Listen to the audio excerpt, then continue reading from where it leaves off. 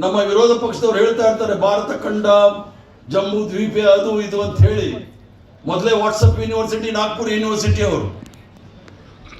ಅವ್ರಿಗೆ ರಾಷ್ಟ್ರ ಅಂತಕ್ಕಂಥದ್ದು ಏನೋ ಒಂದು ಪರಿಕಲ್ಪನೆ ಸಹ ಇರಲಿಲ್ಲ. ಬ್ರಿಟಿಷರ ಬೂಟ್ ನೆಕ್ತಾ ಇದ್ದವರು ಇವತ್ತು ನಮಗೆ ದೇಶಭಕ್ತಿ, ರಾಷ್ಟ್ರಭಕ್ತಿ, ದೇಶ ಪ್ರೇಮ ಹೇಳ್ಕೊಡಕ್ಕೆ ಬಂದ್ಬಿಟ್ಟಿದ್ದಾರೆ.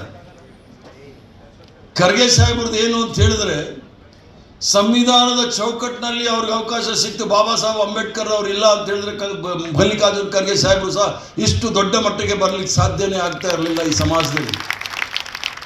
ಅದು ಸಹ ಕಾಂಗ್ರೆಸ್ ಪಕ್ಷದಲ್ಲಿ ಸಂವಿಧಾನವನ್ನು ಮಾಡಿರ್ತಕ್ಕಂಥ ಪಕ್ಷ, ಎಲ್ಲರಿಗೂ ಸಹ ಅವಕಾಶ ಸಿಕ್ಕಿದೆ ಅಂತೇಳಿ ಖರ್ಗೆ ಸಾಹೇಬರು 3ನೇ ಅಖಿಲ ಭಾರತ ಕಾಂಗ್ರೆಸ್ ಸಮಿತಿಯ ಅಧ್ಯಕ್ಷರು. ಪ್ರಕಾಶ್ ರಾಜರವರೇ, ಏನು ತಾವು ಸಂಘಟನೆಗಳಿಗೆ ಮಾತಾಡಿದ್ರಲ್ಲ, ಆ ಸಂಘಟನೆಯಲ್ಲಿ ಒಂದೇ ಜಾತಿಯವರು ಯಾವ ಬೇರೆ ಜಾತಿಯವರು ಅಧ್ಯಕ್ಷರಾಗಕ್ಕೆ ಸಾಧ್ಯ ಇಲ್ಲ, ಆಗೋದು ಇಲ್ಲ.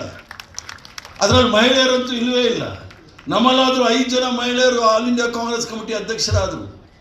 Doctor Annie Besant, Nellie Sen Gupta, Sarojini Naidu, Indira Gandhi ಅವರು, ಸೋನಿಯಾ ಗಾಂಧಿ ಅವರು, 5 ಜನ ಮಹಿಳೆಯರಿದ್ದರು. ಮೋಹನ್ ಭಗತ್ ಬಿಟ್ಟರೆ ಬೇರೆ ಯಾರು ನಿಮ್ಗೆ ಕಾಣೋದೇ ಇಲ್ಲ. ನಿಮಗೆ ಇವರು ನಮಗೆ ದೇಶಭಕ್ತಿ ಹೇಳ್ಕೊಡ್ತಾ ಇದ್ದಾರೆ.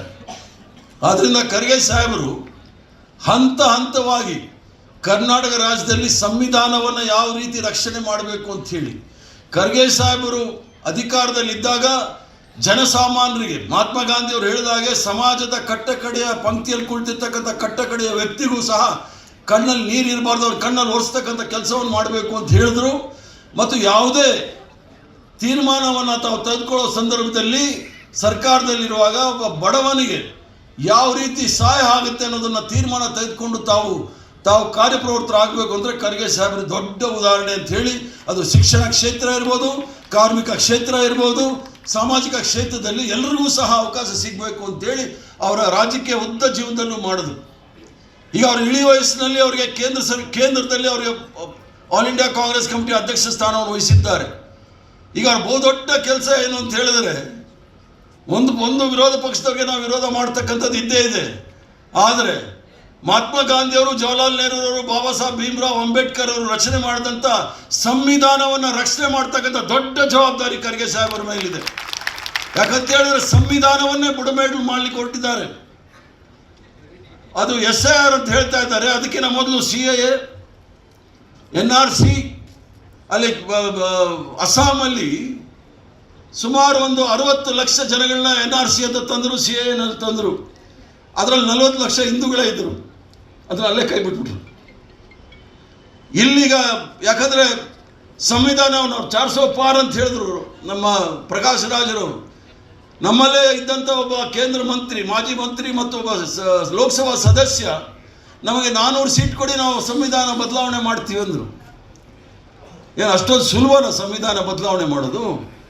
ಸುಮಾರು 65-70 ವರ್ಷಗಳ ಕಾಲ ನಿರಂತರವಾಗಿ ಹೋರಾಟ ಮಾಡಿ ಸಾವಿರಾರು ಜನ ತ್ಯಾಗ ಬಲಿದಾನವನ್ನು ಮಾಡಿ ನಿರಂತರವಾಗಿ ಜನಗಳ ಆಶಯದ ಬಗ್ಗೆ ಚರ್ಚೆ ಮಾಡಿ ಸಂವಿಧಾನವನ್ನು ಒಂದು ಹೋರಾಟದ ಮೂಲಕ ಸಂವಿಧಾನ ಮುಂದೆ ಬಂದಿದೆ.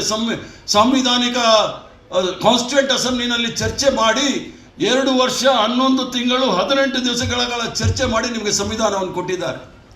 ಸಂವಿಧಾನದಲ್ಲಿ ನಾವೆಲ್ಲರೂ ಸಹ ಸಮಾನರು, ಇದರಲ್ಲಿ ಯಾವುದೇ ರೀತಿಯ ಭೇದ ಭಾವ ಇಲ್ಲ.